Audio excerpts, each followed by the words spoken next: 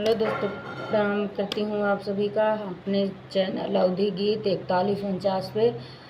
तो आप सब भैया बहनी दीदी जितना देखत हुए हमारे चैनल का सपोर्ट करिए भैया। और हमार सोहर का उठान गीत है, कैसे लगे कमेंट में ज़रूर बतावत जाइए भैया बहनी। पालना सोने का हमार पिया, पालना सोने का हमार पिया, के तुअन के तोरा बना है पालना,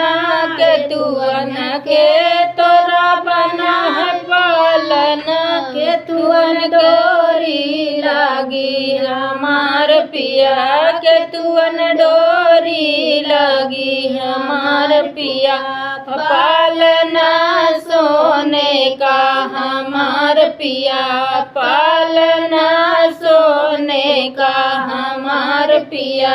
चंदन के मोरा बना है पालना,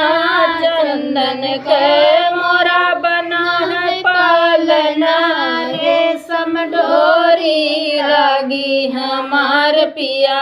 रेशम डोरी लागी हमार पिया,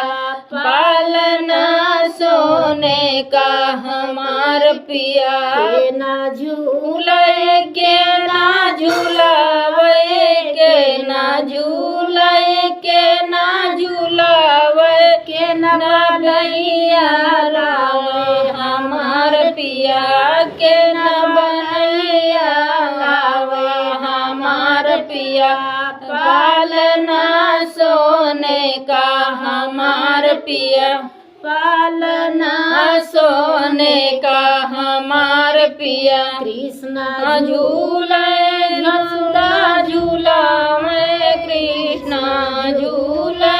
यशोदा झूलावे, देवकी बलैया गाई हमार पिया, देवकी बलैया गाई हमार पिया, पालना सोने का हमार पिया, पालना सोने का हमार पिया।